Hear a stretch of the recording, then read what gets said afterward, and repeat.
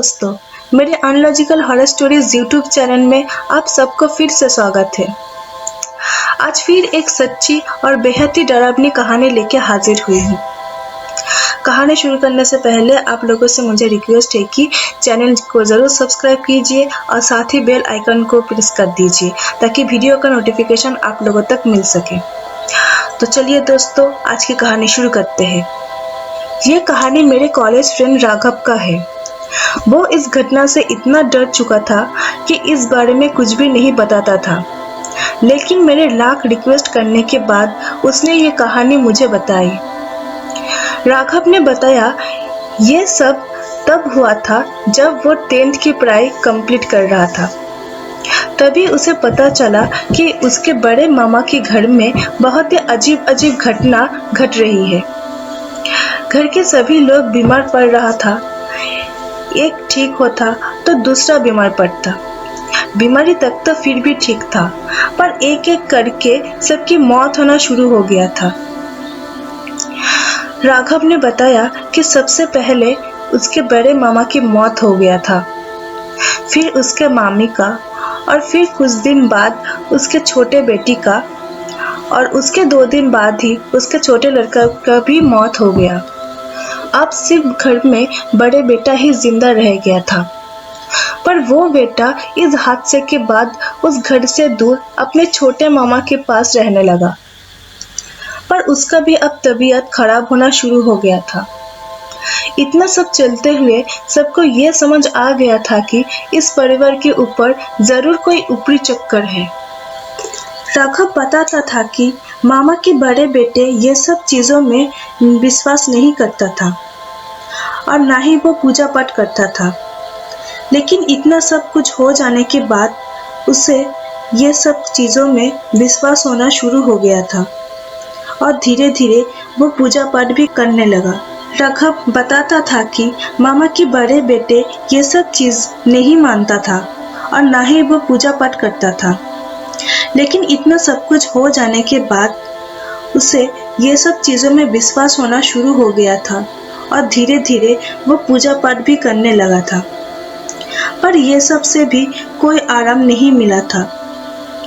पर एक दिन एक फकीर उसके पास आया और उसे एक रुद्राक्ष की माला दी और साथ ही एक हनुमान चालीसा भी दिया था और कहा रोज तुम रुद्राक्ष की माला जपना और साथ ही हनुमान चालीसा भी पाठ करना। इतना बोल के वो वहाँ से अचानक गायब हो गया था। पर मामा के बड़े बेटे बिल्कुल वैसे ही किया था जैसे उस फकीर बाबा ने उसे कहा था। 1 हफ्ते में वो ठीक हो गया था। पर उसके परिवार के साथ ऐसा क्यों हुआ था? ये सब 1 हफ्ते में ही वो ठीक हो गया था, पर उसके परिवार के साथ ऐसा क्या हुआ कि सबका मौत हो गया था? ये सब कुछ अभी तक किसी को समझ नहीं आ रहा था।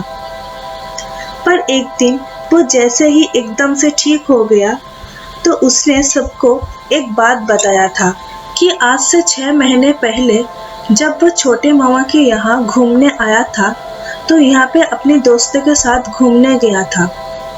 घूमते हुए उसके नज़र बीच चौराहे पे एक मटके पे पड़ा। वो मटका ऐसा था कि जैसे कोई पूजा करके उस मटके को वहाँ पे रखा हो। तो उसने अपने दोस्तों के लाख मना करने के बावजूद भी उस मटके को लात मार के टुकड़े टुकड़े कर दिए थे और घर चला गया। उस दिन तो वो लोग सब छोटे मामा के घर ही रुके थे, पर अगले दिन जैसे ही अपने घर लौटे तब से ही शुरू हो गया था ये मौत का खेल। उसके घर लौटने के बाद एक काला परछाई उसके घर के बाहर खड़े रहते हुए दिखाई पड़ता था, पर वो परछाई कभी भी घर के अंदर नहीं आता था। लेकिन तब तक तो फिर भी ठीक था। अगले दिन से चीज़ और भी ज़्यादा डरावना हो गया था। अक्सर उसे घर के छत पे एक औरत खड़ी दिखाई देता था और वो औरत एक खोपड़ी से खून पी रही होती थी। रात में सोते सोते अचानक उसके आँख खुल जाता था तो वो देखता एक औरत उसके आसपास घूम रहा था और उसे देख के हंस भी रहा था। रात में सोते सोते अचानक उसके आँख खोल जाता तो वो देखता कि एक औरत उसके घर में घूमती हुई दिखाई पड़ता था और वो औरत उसे देखकर हंसती भी थी। एक रात वो सब लोग छत पे सो रहा था तो आधी रात में उसने महसूस किया कि कोई उसके चेहरे की ठीक सामने सांस ले रही हो। खून जमा देने वाली उस सांसों को वो अपने चेहरे के ऊपर अच्छी तरह से महसूस कर पा रहा था। उसने आँख खोला तो देखा एक बहुत ही खूबसूरत औरत उसके सामने था, पर वो औरत खूबसूरत होने के बावजूद भी डरावना दिखाई दे रहा था। ये देख के उसने चिल्लाने की बहुत कोशिश की, पर उसके गले में से कोई आवाज निकल ही नहीं पाया।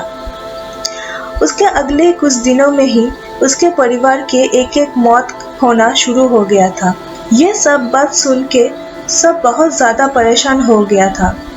सबको ऐसा लग रहा था कि ये सबके पीछे भूत प्रेत का ही चक्कर है। फिर राघव के छोटे मामा सबको लेके बनारस चला गया था और वहाँ पे जाके एक अघड़ साधक के पास गया और उस साधक ने उसे देखते ही कहा, तुम लोग आने में बहुत देर कर दी, अगर पहले आ जाता तो बाकी लोग भी बच जाते। उसने इतना ही कहा था कि राघव के छोटे मामी ने उस अघड़ बाबा को सारे बात बताना शुरू कर दिया। उन लोगों को लग रहा था कि मटके तोड़ने की वजह से ही ये सब कुछ हुआ है, लेकिन वो गलत थे। उस बाबा ने कहा, तुम्हें क्या लगता है ये सब कुछ उस मटके वाले भूत ने किया है? अरे वो तो तुम्हारे घर के अंदर नहीं आ सकते थे और 10 दिन बाद तो उसकी बलि ले लिया गया था। फिर उस बाबा ने ऐसी ऐसी बात बताया कि ये सुन के हम लोग अचंभित हो गया था।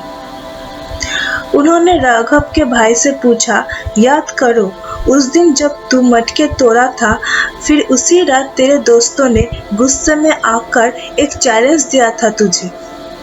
वो बोला, हाँ मुझे एक मंत्र दिया था और कहा था कि अगर तेरे में हिम्मत है तो इसे 108 बार पढ़ के दिखा। और मैंने भी बहादुरी दिखाते हुए मंत्र कई बार पढ़ा था। तो बाबा ने बताया वो डाकिनी सिद्धि का मंत्र था और तुम उस मंत्र को पढ़ के और तुम्हारे शरीर की खुशबू से वो डाकिनी तुम्हारे पीछे पीछे घर तक आ गया था।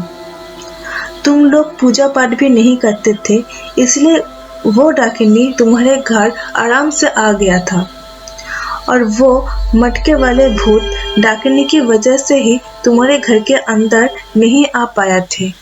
बाबा ने बताया कि ये बात अभी भी अधूरी है ना? आगे क्या हुआ बताओ। बाबा के बात सुन के उसने अपना सर शर्म से नीचे झुका दिया और बोला, एक रात एक खूबसूरत औरत मेरे सपने में आई थी और मेरे साथ संभोग करी और उसके अगले ही दिन मेरे पापा की मौत हो गया। कुछ दिन बाद फिर से वही औरत मेरे सपने में आके मेरे साथ संभोग की और अगले दिन मेरे मम्मी का भी मौत हो गया और मेरे बहन और भाई का भी ऐसी तरह से ही मौत हो गया था। इतना कह के वो जोर जोर से रो पड़ा था। बाबा ने बोला, डाकिनी तेरे साथ संभोग करके एक एक करके बलि ले रही थी। वो सबसे पहला बलि तो उस भूत की ली थी। बाबा फिर बोला, एक बात बता, जब तू उस मंत्र को पढ़ रहा था तब तुझे कुछ महसूस हुआ था कि नहीं? उसने कहा, हाँ, ऐसा लग रहा था कि वक्त वहीं पे ही रुक गया हो। ये सुन के बाबा को ये समझ आ गया था कि उसकी मंत्र को पढ़ते हुए डाकिनी सिद्ध तो हो गई थी, पर सही तरह से मंत्र ना जपने की वजह से वो डाकिनी उसी पे ही हावी हो गया था।